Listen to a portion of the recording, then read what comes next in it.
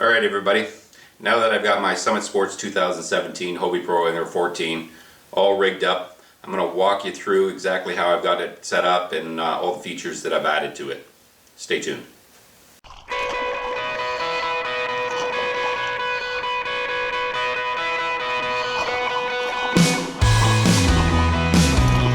Whoa!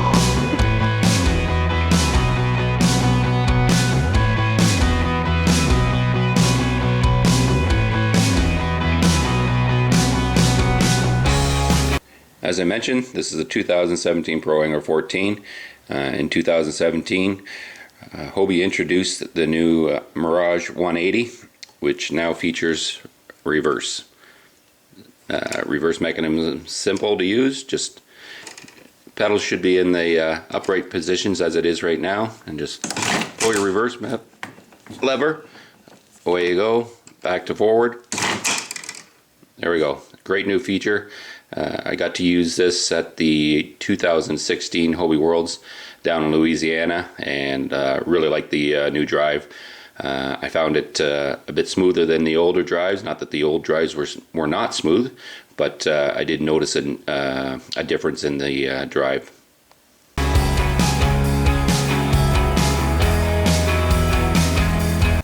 Right now I've got the Pro Angler set up with a Lowrance Elite-9 Ti. This is new for this year. They had the 5 and 7 last year, and they've just come out with the 9 and 12s for this year. Some great features on here. I ran the 7 last year. Really liked it. It's got Bluetooth capability, Wi-Fi capability, and of course I'm running it with the Navionics Plus card. Some of the new features for the Lowrance Elite TIs and the HDSs for 2017. They've updated the software. Couple new features that they've added is you can actually run the Navionics sonar charts live right on the unit. So if you've got an area that has never been mapped before, or an area that the mapping's out of date, you can go over that area and update it all. All that information from those from those sonar logs will be stored right on your unit, and it will update the maps for you. Another update on the Elites and the HDSs is plotter sync. So you can update your charts just by syncing your unit with your mobile app, running the Navionics mobile app. Once they're connected, it will update your charts right on your unit. So you no longer have to pop the Navionics card out, take it into the computer, and do the updates that way. As long as you update your maps on your mobile app, once you've synced to your unit, it'll automatically update your unit at the same time. It'll also transfer your waypoints and markers and routes as well. My Lowrance Elite-9 Ti came with the TotalScan transducer, so I can do traditional sonar, structure scan with down scan or side scan. I run the power pole micro anchor as well, so with the Lowrance Elite TIs and the HDS units, you can connect to your power pole micro anchor via Bluetooth. All you gotta do, hit that.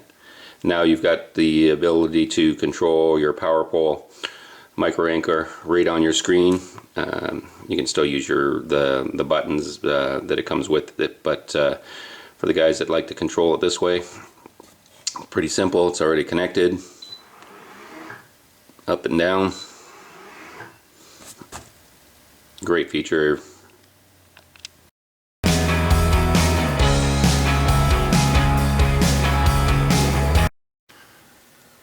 The one thing that I added to the Lowrance Elite-9 Ti was the Berley Pro Visor. I added the visor because it helps keep the glare off the screen when I'm out there in sunny conditions, but it also allows me to dim the screen down a bit, which helps with the battery life. You'll really notice the difference in your battery life if you're able to bring if you're able to dim your screen down. So it's a great investment for your fish finder.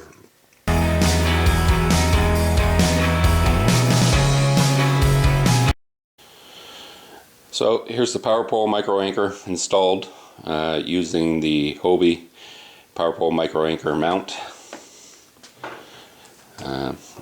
As you can see, I added a custom wrap to the mount. I got tired of the boring white. Very easy to install, as you saw in my previous videos. Like I said, I use the micro anchor a lot when I'm out fishing the shallows, especially in the springtime when we're fishing the shallower water on Lake St. Clair. It's great to be able to put your anchor down. Goes down nice and quietly, doesn't disturb the fish, and adds a little more stability to the kayak for standing and casting, sight fishing, etc.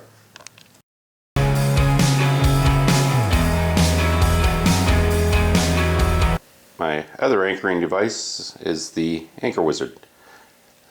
This is going to be utilized in deeper waters where the micro anchor won't reach. I'll use this a lot fishing rivers when we're fishing for steelhead, plug fishing that way. And it's great to be able to just drop the anchor real quick when you hook into a fish. Real quick and easy, just back it off. The anchor releases and goes down. Rotate back again, and that secures the anchor in place. And if you want to bring her back up, just keep cranking it up. It'll come back up. I'll show you the forward mount. Line runs. Again, here's the front mount setup that I've done. Again, using a Yak Attack. This is about a 4-inch Yak Attack. I think it's wide track. It's gone through, and again, I've got an aluminum backer plate on the backside, so it's not relying on the plastic to hold it in place. Right now, I've got it set up with the mushroom anchor. Quick and easy to come off when I'm not using it. Just a couple Allen bolts. Loosen them off, pull the unit off. As I said, right now this one's, the crank is mounted on a Hobie accessory mount that I've added an extra half-inch piece of plastic with aluminum black backing plate on the underside. I'll see how this works out. If this doesn't work out, then I've got another option that I'm going to go with.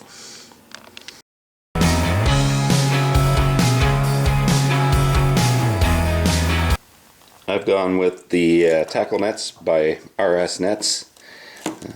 They've just come out with these this year. They come in a variety of colors. One of the great features about the RS Nets, I'll get over to the other side, but 1 second. Like I said, different colors. You can pick your color. I got another one that hangs off the back of the seat. Gives you ample storage. One of the great features of the tackle nets, RS Nets incorporated a couple pouches on the inside in order to store your lip grippers or your pliers. They also come with a couple stainless steel rings to tie off your tools to, so you don't lose them. Drop them in the water.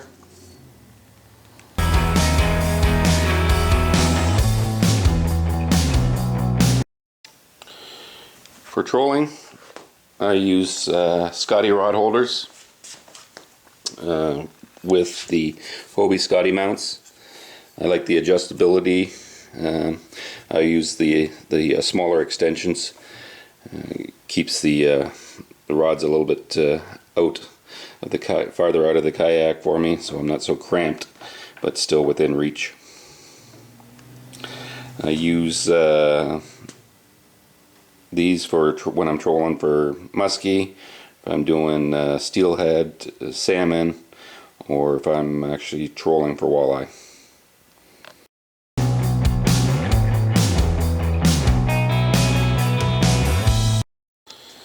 This year I've added the RAM camera mounts. I got to use those at the Hobie Worlds last year, and I really like them. Gives lots of support, but a lot of adjustability at the same time. I've got the 1.5 inch ball mounted in the front mast hole for the rear facing camera. Give me some of the rear shots and the hero shots. Got the front facing camera also on the RAM camera mount. Right now I've got it attached to the H-Crate with a 1.5 inch ball. RAM makes a couple different extensions for these as well. These come in different lengths, and then there's add-on extensions if you want to get a different view, get the camera out farther, or what have you. So it gives you tons and tons of options for camera angles.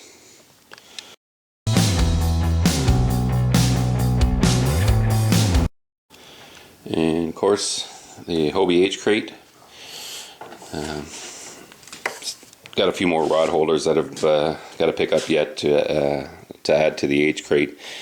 Gives you the availability to store 4 rods, and of course the bungees to strap them in.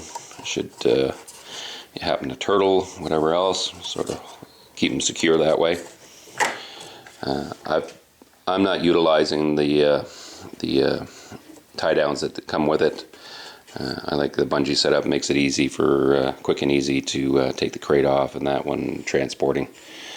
The one thing that I've changed is I've got rid of the bungee setup in the back storage area here. I've never used the bungee cord back there, so I take it off. Hobie now uses the extra large hold downs back here. I've just changed it around a little bit after I took the bungee off. These little keepers here used to be in these holes, and the extra large ones are over here, so I just switched those around so that I can move the H-Crate further back. I can still reach back here when I need to be to get my tackle out of there, but it just gives me a little extra storage area back behind the seat. Either I'll generally throw my bump board or whatever else back here, so gives me a little extra room.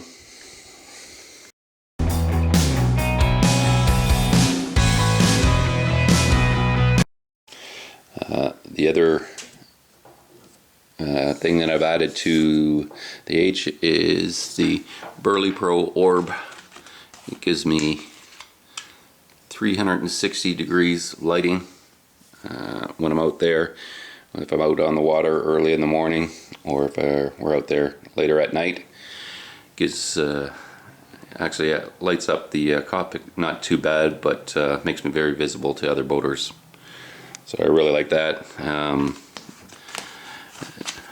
During the daytime, the bright flag helps makes me visible as well. I've got it wired in. I've added the Hobie through-haul 3-way wiring kit at the back here, which runs so I can run the power cord for the Berley Pro and also the micro anchor power. The one thing I forgot to mention earlier is I've got the battery pack for the power pole micro anchor, but should I have an issue Either I forget to charge the battery, forget to bring the battery, whatever else. I've always got power as hardwired power as backup.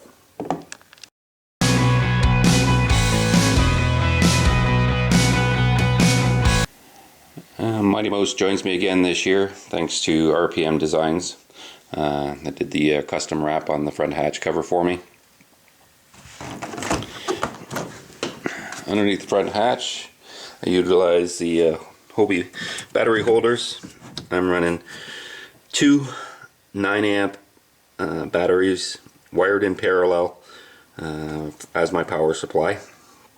I ran it last year with the HDS 9 and gave me ample power.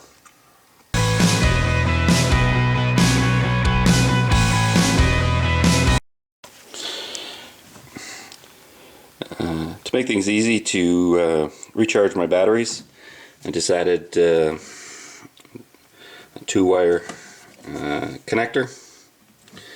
All I've got to do is when I get home and I roll the kayak in, just pull it apart, and then with my battery charger I've added another 2-way connector to that.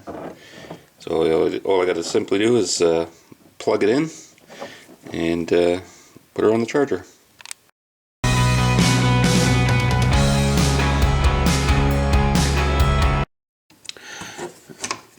To control all the power, I've added the marine switch panel into a Hobie drop-in bucket. I had to modify it, the bucket a bit, as I've seen in the previous videos, so it'll drop in and out easily. I've added an amp meter. As I can see, my batteries are getting low and need to be charged. Right now, there's the power for the Lowrance unit. Shut that off. That's the power for the Berley Pro Orb. That'll be the power for the micro anchor. And there's the lights for the cockpit. Give me a little bit of light out there while I'm out on the water at night, so I can see if I have to retie or what have you. Added a little bit of power to, or sorry, some lighting to the bucket as well. Okay, hopefully you enjoyed this series and hopefully you got something out of it. The weather should be warming up soon down this way, and I'd like to get this thing out on the water. As always, if you enjoyed the video, please hit the subscribe button. Thanks.